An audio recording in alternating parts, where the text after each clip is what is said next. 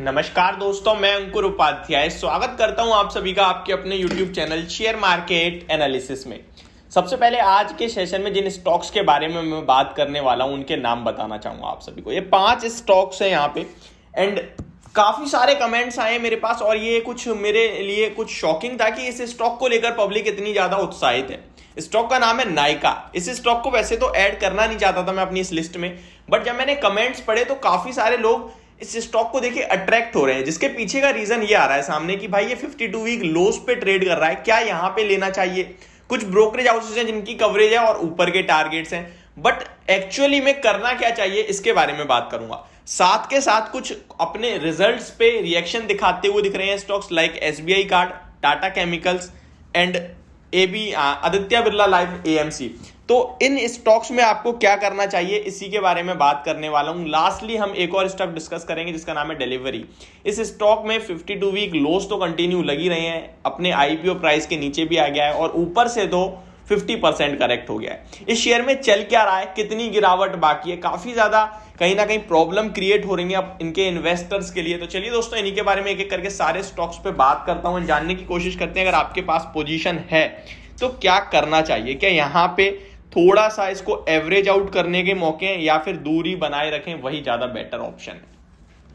दोस्तों, वीडियो को आगे बढ़ाने से पहले एक छोटी सी रिक्वेस्ट यार, जो लोग चैनल पे पहली बार आए हैं उन्हें क्या करना है, प्लीज इसको सब्सक्राइब कर लीजिए, नोटिफिकेशन बेल आइकन दबा दीजिए ताकि मार्केट से रिलेटेड हर खबर आप तक पहुंचे सबसे पहले। दोस्तों, वीडियो इन्फॉर्मेटिव लगे तो प्लीज इसको लाइक कर देना ताकि मुझे मोटिवेशन मिलती रहे। चलिए सबसे पहले बात करते हैं हम SBI cards and payment services limited के स्टॉक के बारे में। इस कंपनी ने अपने क्वार्टरली रिजल्ट्स पेश करे कल के सेशन में, जिसके बाद स्टॉक आज आपको ये लगभग ऑलमोस्ट 5% क्रैश होते हुए दिख रहा है। 816 के लेवल्स पे आ गया है। कुछ ब्रोकरेज हाउसेस भी अब इस स्टॉक को लेकर नेगेटिव हो गई हैं। जो जब ये स्टॉक 1000 रुपए पे था तो जो ब्रोकरेज हाउसेस 1250-1300 रुपए के टारगेट्स दे रही थी, आज ये 800 पे, तो वो ब्रोकरेज हाउसेस इस स्टॉक पे 875-900 के टारगेट्स दे रही हैं। तो ये आपको क्लियरली समझ में आना चाहिए कि सब कुछ स्टॉक के प्राइस के हिसाब से बदलता रहता है। यहां पे कुछ भी परमानेंट नहीं है। परमानेंट है तो वो आपका कन्विक्शन है। आप जब स्टॉक को खरीद रहे हो ना, तो आप किसी को देख के मत खरीदो, क्योंकि स्टॉक के प्राइस के साथ उनकी बात पलट जाएंगे, वो पलट जाएंगे, वो बदल जाएंगे। लेकिन जब आप खरीद रहे हो, आप अपने कन्विक्शन पे ले रहे हो, आपको खुद पे भरोसा है, खुद के स्टॉक पे भरोसा है, तो आप कभी नहीं बदलोगे। ठीक है। पहले उनको क्या अच्छा लगता था इस स्टॉक में कि ये एक तरीके का कहीं ना कहीं सेकंड लार्जेस्ट प्लेयर तो है ही क्रेडिट कार्ड में, लेकिन क्रेडिट कार्ड में इकलौता प्लेयर है, क्योंकि एचडीएफसी डायरेक्टली इनडायरेक्टली बैंक भी है, लेकिन ये प्योर क्रेडिट कार्ड प्लेयर है। कहीं ना कहीं क्रेडिट कार्ड से परचेजिंग बढ़ रही है, क्रेडिट कार्ड का यूज बढ़ रहा है, प्लास्टिक मनी यूज ज्यादा हो, तो इन सब चीजों को देखते हुए इस स्टॉक को रिकमेंडेशन आ रही थी। प्लस जो आपने देखा कि क्रेड का कुछ था कि क्रेड की कुछ बिकेगा क्रेड, तो ये कहीं ना कहीं हैवी बायर हो सकते हैं, एक्सेस भी हो सकती है। तो ये सारी चीजें कहीं ना कहीं ओवरऑल देखने को कहा जा रहा था, तो इस स्टॉक को रिकमेंड करा। आज इस स्टॉक ने नंबर्स पेश करे कल, तो अब आप उसको डाउनग्रेड कर दिया, टारगेट प्राइस कट कर दिए। बट करना क्या चाहिए वो मैं आपको बताऊंगा, पहले जरा इसके नंबर्स पढ़ लेते हैं। तो क्वार्टर ऑन क्वार्टर बेसिस पे इसके रिजल्ट्स की बात करूंगा इसमें, तो सबसे पहले बता दूं 627 करोड़ से प्रॉफिट घटकर 527 करोड़ पे आता हुआ दिखा है। ईयर ऑन ईयर बेसिस पे बात करूं तो 345 करोड़ से प्रॉफिट बढ़कर 526 पे आया। तो ईयर ऑन ईयर बेस पे काफी शानदार जंप है, बट क्वार्टर ऑन क्वार्टर गिरावट है, इसलिए स्टॉक गिरता हुआ दिखा है।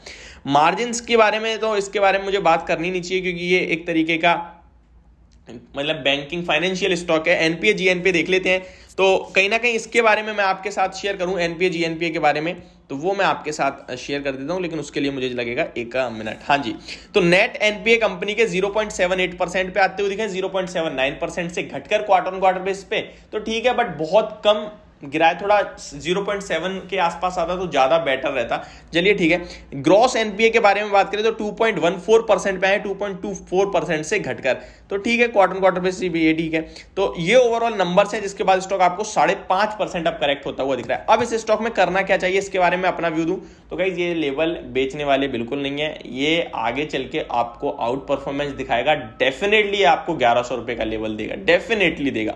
वो बात अलग है कि 6 महीने लगा दे, 9 महीने लगा दे, बट ये स्टॉक जब चलेगा बहुत हैवी चलेगा। मैं आपको इस स्टॉक के बारे में कुछ चीजें और बता दूं, तो देखते हैं इसमें और क्या क्या देख सकते हैं हम।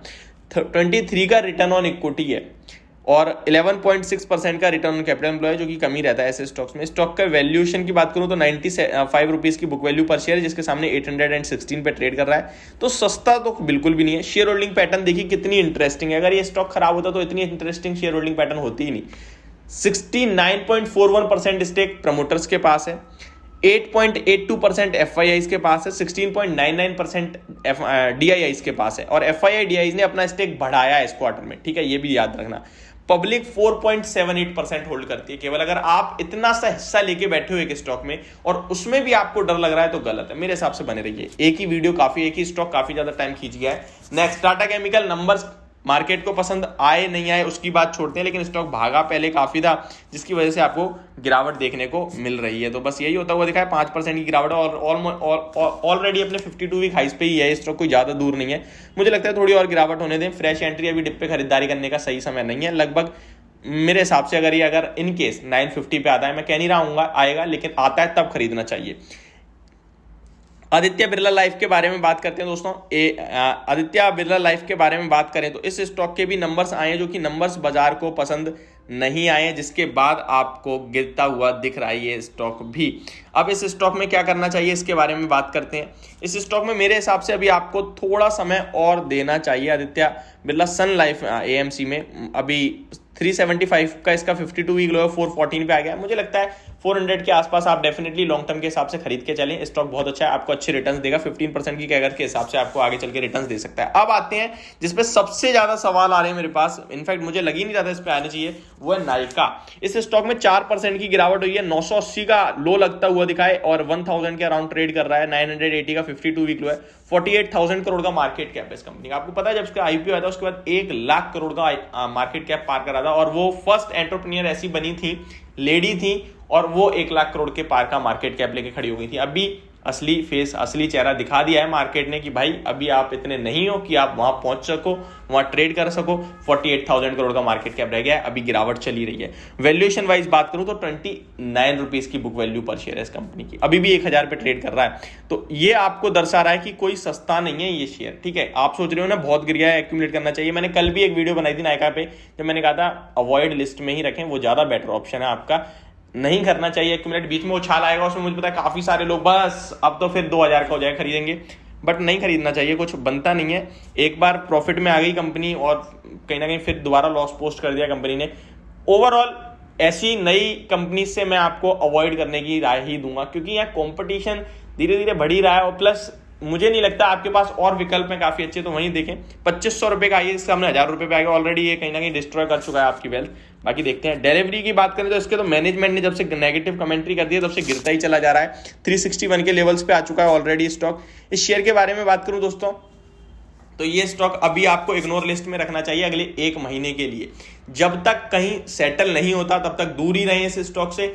मैनेजमेंट ने मॉडरेट ग्रोथ के बारे में जब से कहा है तब से स्टॉक कंटिन्यू गिर रहा है। 2 दिन में 32% गिरा था, उसके बाद 2% 4% गिर के धीरे धीरे करके और गिर रहा है। आज भी स्टॉक लगभग 3-4% डाउन है। तो ये होगी मेरी सारे स्टॉक्स पे वीडियो, होप आप लोगों को पसंद और समझ आई होगी। यहाँ पे इन स्टॉक्स में मैं SBI कार्ड को लेकर पॉजिटिव हूँ, आदित्य बिरला सन लाइफ को लेकर पॉजिटिव हूँ, टाटा केमिकल को लेकर पॉजिटिव हूँ। लेकिन टाटा केमिकल में 950 के अराउंड ट्रेड करें, खरीदारी करनी है तो आदित्य बिरला में आप चाहें तो निवेश कर सकते हैं स्टार्ट, और जो है वो बने रहे। SBI कार्ड में भी सेम सिचुएशन है। होप आपको वीडियो समझ और पसंद होना आई होगी। Thank you so much for watching this video. Have a great day guys.